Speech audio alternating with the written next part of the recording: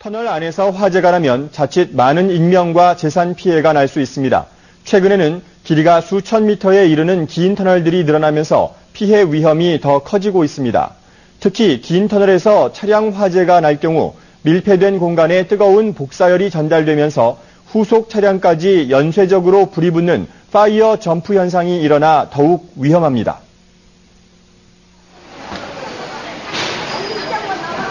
서울 마장동 축산물 시장입니다.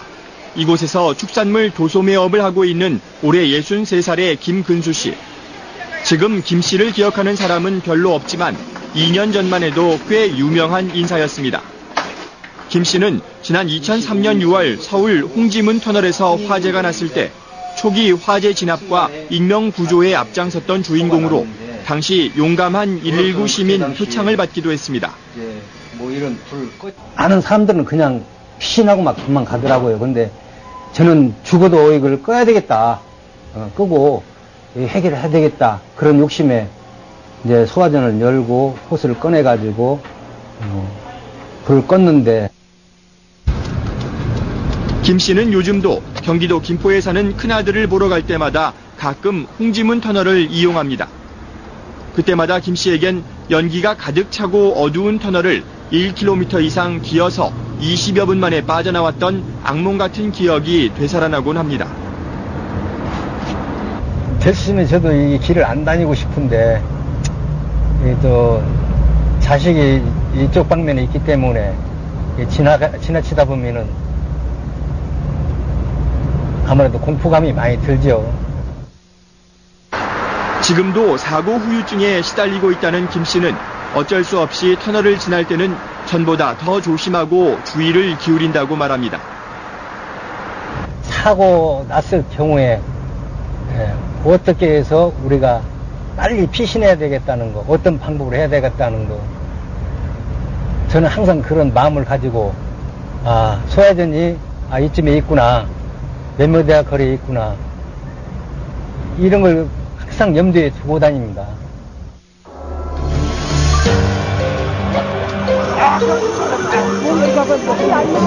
홍지문 터널 화재는 터널 화재에 대한 경각심을 처음으로 일깨워준 국내 첫 대형 터널 화재였습니다. 1890m 길이의 터널 중간 부분에서 일어난 차량 추돌과 이어진 폭발로 터널 안은 순식간에 검은 연기로 가득 찼고 40여 명이 질식해 병원으로 후송됐습니다. 앞에 안 보여. 해가지고 앞에 보니까 지금 질식한 사람들이 있어서 몰라요. 막 난리 났어요. 당시 터널 화재로 많은 인명피해가 생길 수 있었지만 다행히 사망자가 나오지 않았던 것은 화재 초기에 김 씨가 소화전에서 소방호스를 끌어다 물을 뿌린 것이 큰 역할을 했습니다.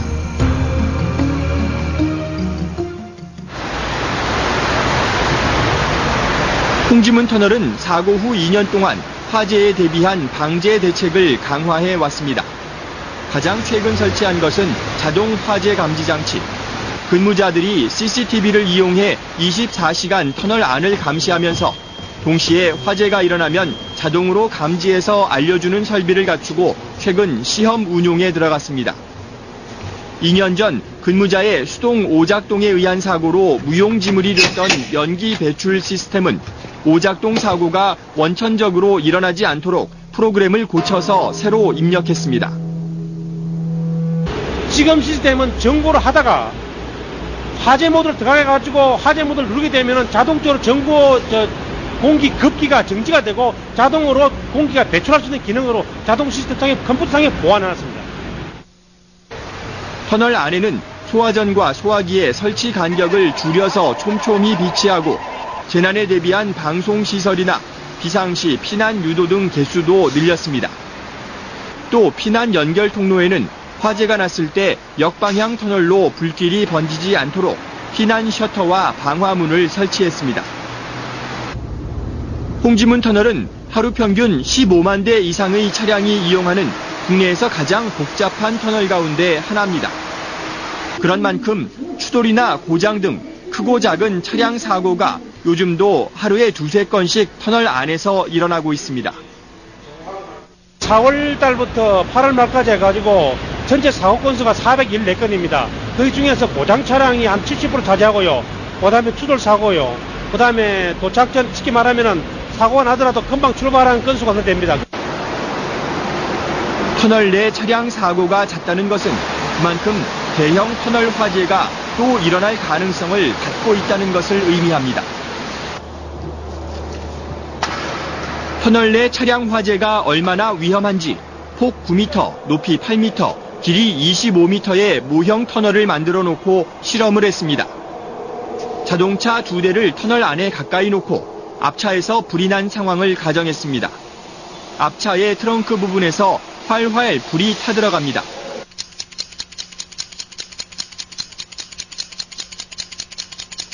약 10분 정도가 지나자 이번에는 뒷차 앞부분에 불이 옮겨 붙었습니다. 터널 내 복사열에 의한 후속 차량의 화재 발생, 이른바 파이어 점프 현상이 일어난 것입니다. 터널 안 온도 변화 그래프를 보면 파이어 점프가 일어난 순간 온도가 가파르게 상승한 것으로 나타납니다. 지금 실험한 거는 학술적으로 화이어 점프라고 하는 건데요. 후속 차량이 앞에서 발생한 화열이나 연기의 복사열로 인해 가지고 본네트 안에 있는 연료가 착화되는 현상입니다. 이것을 후속 차량의 화재 점프라고 얘기하죠.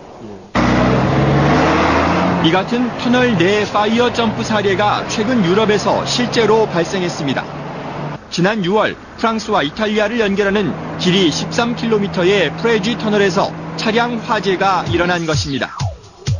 타이어를 실은 트럭에서 처음 불이 나자 검은 연기가 터널 내부를 뒤덮었고 뒤따르던 트럭들이 멈춰 섰습니다. 불은 맨 앞 트럭에서 났고 추돌 사고가 있었던 것도 아니지만 화재 트럭에서 나오는 섭씨 1000도 가까운 복사열이 전달되면서 터널 안에 정차하고 있던 후속 차량도 연달아 불이 붙기 시작했습니다.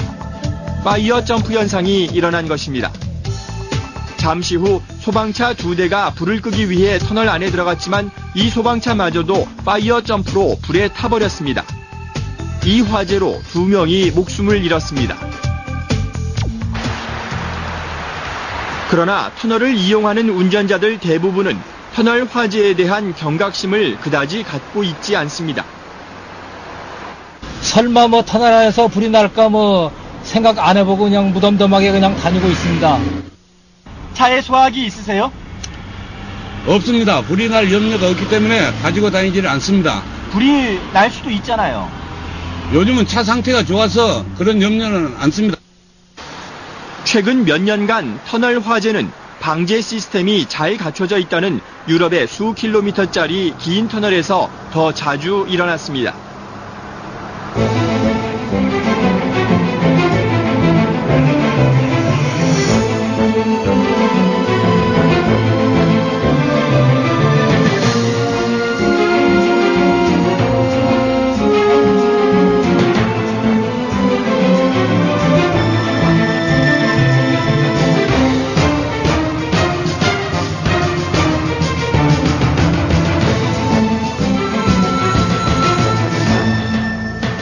이러한 일련의 터널 화재들을 통해서 유럽 사람들이 받은 충격은 상당히 큽니다.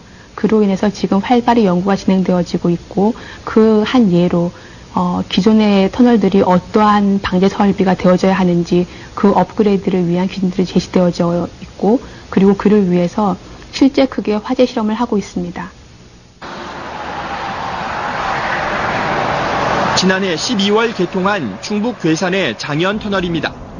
중부 내륙 고속도로 괴산 인터체인지와 연풍 인터체인지 사이에 있는 이 터널은 길이가 3,100m로 1,000m를 넘는 이른바 장대 터널에 속합니다. 시속 110km로 차를 운전해도 터널에 들어가서 나올 때까지 걸리는 시간이 2분 가까이 될 정도로 긴 터널입니다. 지난해 말 현재 전국의 도로에 있는 터널 667개 가운데 이처럼 길이가 1000m를 넘는 장대 터널은 모두 92개입니다. 1000m 이상 장대 터널은 전체 터널 숫자의 14%에 불과하지만 총 길이는 16만 미터로 전체 터널 길이의 37%나 차지하고 있습니다. 장대 터널의 절반 이상은 고속도로 터널입니다. 1000m 이상 고속도로 터널이 38개, 2000m 이상은 10개, 3000m 이상이 6개나 되고 4000m를 넘는 터널도 2개가 있습니다. 고속도로 장대터널의 준공 연도를 보면 90년대 초까지는 하나도 없다가 2000년 이후 들어 급격하게 늘어나는 추세를 보이고 있습니다. 고속도로가 산악지에 많이 건설되다 보니 장대터널이 많이 증가되는 추세인데, 장대터널을 건설함으로써 자연환경 훼손을 최소화하고 주행시간 단축으로 인해서 어떤 물류 비용을 절감할 수 있는 효과가 있습니다. 문제는 이렇게 장대터널이 늘고 터널이 길어질수록 화재 사고가 났을 경우 인명피해 위험이 더 커질 수 있다는 데 있습니다. 충북 단양과 경북 영주를 연결하는 중령터널입니다. 길이가 4,600m로 국내에서 가장 긴 도로터널입니다. 지난 2001년 개통된 이 터널은 국내 최장 도로터널인 만큼 방제 설비도 첨단으로 갖추고 있습니다. 특히 물 분무 설비를 갖춘 것이 특징입니다. 터널 안에서 불이 나면 화재를 자동으로 감지해 물 분무 설비가 작동됩니다. 물 분무 설비는 터널에서 화재가 났을 때 복사열을 낮춰 파이어 점프가 일어나는 것을 막는 데 효과적입니다. 우리나라는 좀 소화전에 의존하는 경향이 있는데, 소화전은 지나치게 탑승객의 어떤 자구책에 의존하는 경향이 있습니다. 그것보다는 자동적으로 물 분무 수화기 같이 건물 내에서 스프링클러를 퍼뜨리는 것과 마찬가지로 그런 물 분무 설비라든가 호흡 분무 설비에서 적극적인 대책이 필요하다고 생각합니다. 그러나 국내 1000m 이상의 장대 터널 가운데 물 분무 설비를 갖춘 터널은 중령터널 단 한 곳뿐입니다. 우리나라는 파이어 점프를 막을 물 분무 설비를 3km 이상 터널에 권장하는 수준이지만 그나마 제대로 지켜지지 않고 있습니다. 이에 비해 선진국은 2km 이상 터널이나 교통량이 많은 시가지 터널에는 물 분무 설비를 의무화하는 추세로 나가고 있습니다. 지난 주말에 이어 터널 안에서 차량 화재가 또 발생했습니다. 오늘 하루만 벌써 2건, 자칫 대형 참사로 이어질 뻔했습니다. 박재영 기자가 보도합니다. 터널 안을 달리던 2.5톤 화물차가 연기가 나면서 갓길에 멈춰섭니다. 곧 차량이 화염에 휩싸입니다. 대구 포항간 고속국도 와촌 터널 안에서 불이 난 시각은 오전 9시 48분. 3분 뒤 터널 관리사업소 직원들이 달려와 불을 끕니다. 달리던 차량들은 침착하게 후진했습니다. 당시 터널 안에 진입했던 차량은 30여 대. 자칫 대형 참사가 날 뻔한 순간이었습니다. 불은 삽시간에 차량 앞부분을 완전히 태웠지만 다행히 인명피해는 없었습니다. 불이 난 곳은 3km 길이 터널 안에 2km 지점. 즉각 터널 천장에 설치된 감지기가 작동해 100여 미터 떨어진 터널 관리소에 경보가 울렸습니다. 일단 화재 경보를 울리면은 저희가 일단 CCTV로 화재 현장을 갖다 포착을 한 다음에 화재를 확인한 순간 직원들은 먼저 천으로 된 터널 차단막부터 내려 차량의 추가 진입을 막았습니다. 앞서 오늘 새벽 5시 40분쯤 대전 통영간 고속도로 통영 2터널 신호와 페인트를 싣고 가던 화물차가 옹벽에 부딪혀 불이 났습니다. 역시 관리사무소에 경보가 울려 차량 진입을 막았고 인명피해 없이 사고가 수습됐습니다. 사흘 전에 발생한 호남고속도로 터널 사고 때는 최근 고속도로 터널 화재 사고가 잇따르고 있습니다. 터널 사고는 일단 발생하면 피해가 아주 큰데요. 왜 이렇게 위험한 건지 또 예방책은 없는지 김현우 기자가 취재했습니다. 최근 한 달 동안 전국의 고속도로 터널 3곳에서 사고가 잇따랐습니다. 지난 2일 호남 터널 사고 땐 한 명이 숨지고 주변 교통이 5시간 넘게 마비됐습니다. 일반 도로에선 운전자들이 교통사고를 미리 알아차리고 주변 공간으로 차량을 피할 수 있습니다. 하지만 터널 사고는 어둡고 좁은 공간에서 차량들이 터널 벽면에 부딪히며 충격이 이어지기 때문에 피해가 커집니다. 실제 모의 실험을 통해 차량 충돌 횟수를 비교해본 결과 터널 사고가 일반 도로보다 충돌 횟수가 6배 정도 많은 것으로 나타났습니다. 이 때문에 터널 교통사고는 차량 화재로 이어지기 쉽습니다. 차량에서 충격량을 흡수하지를 못하고 엔진까지 충격량이 가해지면서 가열된 엔진에 연료가 닿게 되면 화재로 연기될 가능성이 상당히 높습니다. 실제로 터널 교통사고로 인한 사상자 수는 일반 도로보다 40%가량 많습니다. 특히 터널 안과 밖에 밝기 차이가 심해지는 여름철에는 사고 위험이 더욱 높아집니다. 피해를 막으려면 터널 안에 안전시설을 설치해야 합니다. 소화기는 50m 간격으로 설치하고 환풍기와 비상대피시설을 마련해야 합니다. 비상전환은 물론이고 터널 중간에 차량 대피소를 설치해 추가 피해를 막아야 합니다.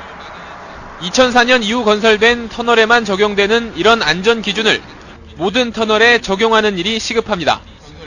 미국처럼 터널 내부의 제한 속도를 일반 도로보다 낮추는 방법도 고려 대상입니다. 안전시설들이 유사시에 제 기능을 발휘할 수 있도록 평상시에 철저한 유지관리가 필요하고 또한 그 운전자는 터널에서 안전수칙을 준수해서 운전을 하며 경찰 단속 CCTV를 설치해 터널 안 차선 변경을 금지하는 것도 사고를 막을 수 있는 방법입니다. SBS 김현우입니다. 다음 소식입니다. 최근 고속도로 터널 안에서 차량 화재 사고가 잇따르고 있습니다.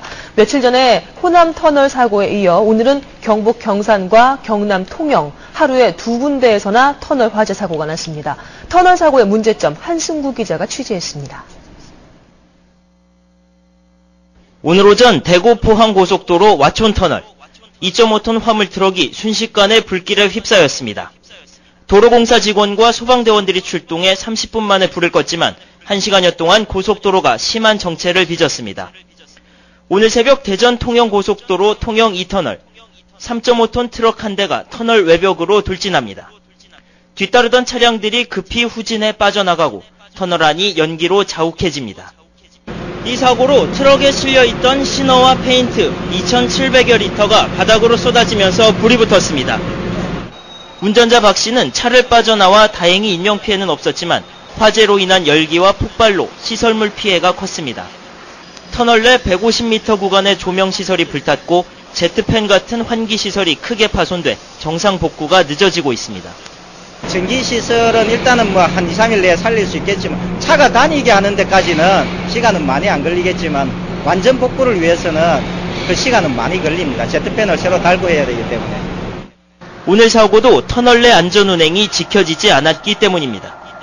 차로를 주행 중에 1차선에 주행 중이던 그 유조차가 갑자기 급차선 변경한 바람에 피하다가 지난 2일 호남고속도로 호남터널 사고도 멈춰서 있던 고장 차량을 보지 못한 연쇄 추돌 사고 때문이었습니다. 운전자들이 폐쇄 공간을 하다 보면 자연스럽게 거기서 빨리 빠져나가려고 해서 하속을 하게 됐거든요. 어두운 터널을 빠른 속도로 달리면 터널 출구만 보이고 주변이 깜깜해지는 이른바 터널 시야에 빠집니다. 이럴 경우 터널 내부 벽과 부딪힐 위험이 커지고 스파크와 화재로 이어지는 대형 사고 가능성이 높아집니다. 사고 처리 시간도 오래 걸립니다. 전문가들은 터널을 지날 때는 일반 도로보다 더욱 속도를 낮추고 방어 운전에 충실하도록 권고합니다. SBS 한승호입니다. 지난 주말 호남 터널에 이어서 오늘도 경남 통영에서 터널 화재가 발생했습니다. 터널에서 발생하는 화재는 자칫 큰 사고로 이어질 수 있기 때문에 사고 자체를 막는 것이 최우선입니다. 박종혁 기자가 짚어봤습니다. 페인트와 신호통 150여 개를 실은 화물차가 터널 벽면에 부딪힙니다. 불길이 치솟는가 싶더니 시커먼 유독가스가 삽시간에 터널 안을 가득 채웁니다. 다행히 평소 교통량이 많지 않은 데다 터널 바로 옆에 관리사무소가 있어 초동 대처가 빨라 인명피해는 없었습니다. 하지만 차량 통행이 잦은 터널에서 불이 난다면 사정은 달라집니다. 터널 화재에서 가장 취약한 부분이 바로 전기입니다. 이번의 경우 불이 나면서 유독가스가 터널 안으로 가득 들어차면서 전등이 나가는 데 걸린 시간은 불과 4분.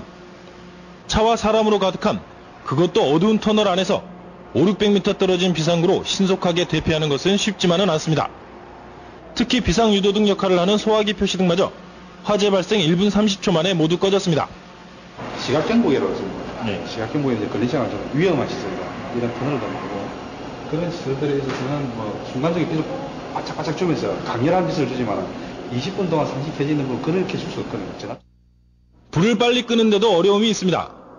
대피하기에 정신없는 사람들이 불을 끄기도 힘들고 유독가스가 심한 경우 소방관들조차도 진화에 어려움을 겪습니다. 때문에 스프링클러 같은 무인 진화 설비를 고려해 볼 수도 있지만 비용 등의 문제로 현재 이런 설비는 중형 터널에만 설치됐습니다. 지금 아직 스프링클러를 터널 내에서 설치한다는 거는 뭐 검토는 해볼 수 있겠지만 뭐 비용면이나 그런 면에서 아직은 좀 무리인 걸로 생각이 듭니다. 지난 주말 호남 터널에서 발생한 화재 때는 캄캄한 터널 속에 갇힌 200여 명이 터널 밖에 빛만 보고 피신하기도 했습니다. 자칫 대형 사고로 번지기 쉬운 터널 화재. 무엇보다 이런 터널에서는 운전자 스스로가 안전운행에 더욱 신경 쓰는 것이 사고를 막는 최선의 길로 보여집니다. YTN 박종혁입니다.